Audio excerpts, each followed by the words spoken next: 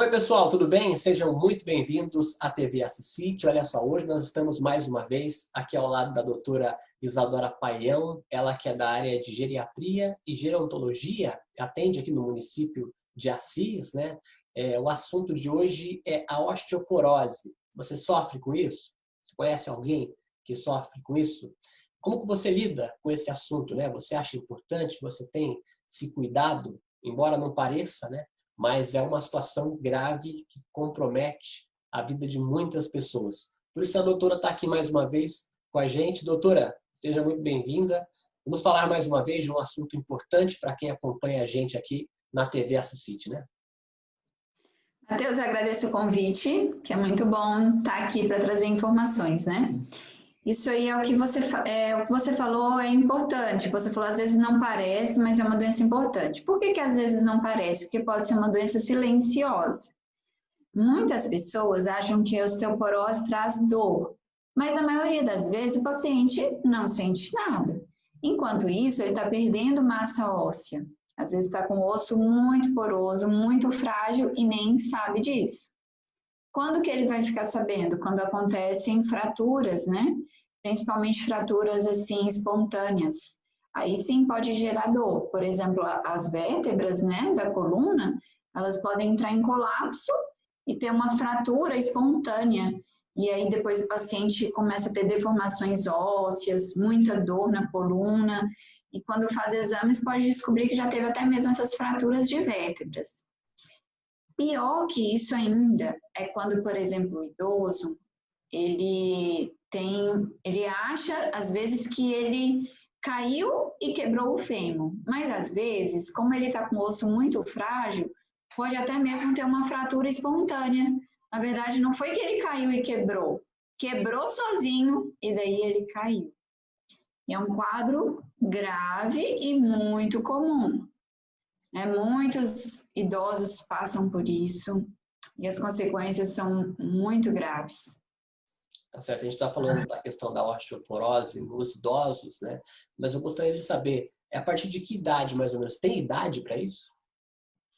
Então, é assim, em relação à saúde do osso, Matheus, a gente carrega os impactos desde a infância, né? Na infância, a gente já começa ali a ter a construção óssea e ter essa formação de conteúdo ósseo. É importante a gente saber que o osso ele tem cara de ser uma coisa definitiva, sólida, dura, permanente. Mas, na verdade, todo dia a gente tem um processo de deformação do osso, assim, algumas células tiram a matriz óssea e outras células depositam. Então, é um turnover, né? Um processo contínuo. O que isso significa? Que dependendo do que nós fizermos, né, do que nós nos alimentarmos, do nosso consumo de cálcio, da nossa vitamina D, dependendo da nossa atividade física, todos os dias a gente vai ter um saldo positivo ou negativo de formação óssea. Então, isso serve para todas as idades, mas a gente sabe que num processo assim natural do envelhecimento, essa massa óssea tende a diminuir com a idade, principalmente mulheres a partir dos 65 anos e homens a partir dos 70 anos. Por isso que a densitometria óssea, que é o principal exame usado para esse diagnóstico, ele faz parte de um screening, né, que a gente chama assim, testes de rotina, a partir de determinada idade, então no caso das consultas geriátricas. E qual que é a melhor forma para estar evitando, né, essa doença? A melhor forma é ter uma alimentação saudável com teor de cálcio recomendado. Muitas pessoas se preocupam em fazer essa suplementação de cálcio, mas cada caso tem que ser individualizado. Por quê? Às vezes a pessoa ela tem uma ingesta de cálcio por dia suficiente, né? O que ingerir a mais vai ser eliminado no xixi. E o que acontece? O cálcio, ele é muito mais biodisponível, ele é muito mais fácil de absorver quando ele vem dos alimentos.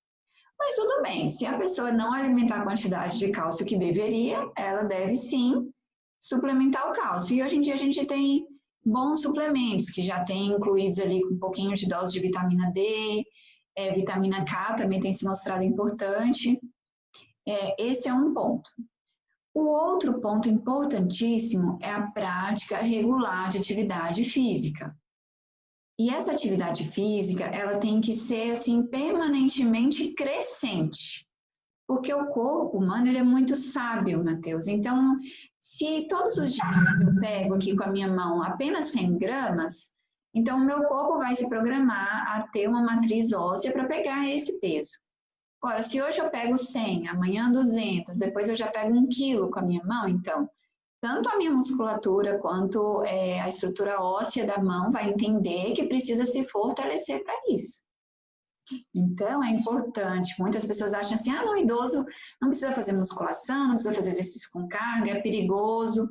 Não, é claro que tem que ter uma avaliação, né, do médico cardiologista, se o paciente tiver mais algum problema de saúde, tem que ser verificado, mas dentro das possibilidades ele tem sim que fazer atividade física, inclusive com carga e resistência, pensando na osteoporose. Doutora, como é que a pessoa vai dar conta? Como que ela percebe que ela está sofrendo com isso, né? Claro que cada caso tem o seu caso, né? Como eu falei, Matheus, é uma doença silenciosa. O que significa, assim, um exame de screening, né? Por exemplo, verificar a glicemia para ver se tem diabetes, verificar a pressão, né? Para ver se tem a pressão alta, porque às vezes as doenças são silenciosas, são doenças importantes. Por isso que o idoso, ele tem que ter um acompanhamento geriátrico, porque faz parte do acompanhamento geriátrico averiguar a saúde óssea, através da densitometria. E tem outras pistas também para a gente, né? Então, assim, geralmente a mulher pós-menopausa tende a ter mais perda óssea. Tem algumas outras condições, por exemplo, se a pessoa tem a vitamina D baixa, então a gente tem que repor, também pensando na saúde óssea. Para quem não tem nenhum problema de câncer de pele, né, também é recomendado tomar uma certa horário ideal para ter essa absorção da vitamina D. E é isso, tem que se cuidar e fazer um acompanhamento, e mesmo que você não sinta nada, como eu falei, mulheres a partir dos 65 anos e homem a partir dos 70, tem que fazer essa pesquisa. E existem algumas situações em que não precisa nem da densitometria, por exemplo, dependendo do tipo de fratura, e se foi uma fratura de baixo impacto, por exemplo, a pessoa sofreu um acidente de carro, é uma fratura de alto impacto. Normal que esse osso, ele sofra essa fratura. Agora, a pessoa sofreu um escorregão, às vezes nem caiu por completo no chão, né? Bateu ali num móvel e fraturou o osso. Isso aí é preocupante, é um osso que já estava frágil. Ou às vezes a pessoa faz uma tomografia, um exame, para avaliar um órgão interno e ali um achado incidental registrando uma fratura na coluna, né? Uma fratura que foi espontânea, um colapso. Então, também já é um sinal de osteoporose, não precisa nem de densitometria para saber que tem que ser tratado. E tem algum hábito alimentar para essas pessoas que sofrem com osteoporose e que para pessoas também que não venham a sofrer com isso, né? Para quem sofre com osteoporose, tem que cuidar, como eu falei, da alimentação, né, da ingesta de cálcio, das vitaminas adjuvantes que ajudam, né, como, por exemplo, a vitamina K e a vitamina D. E também é importante lembrar que a osteoporose, ela tem tratamento, né? Ela tem medicações hormonais, tem medicações que são os bifosfonados, por exemplo, que vão ajudar a trazer o cálcio para dentro do osso, vão ajudar a promover essa neoformação óssea.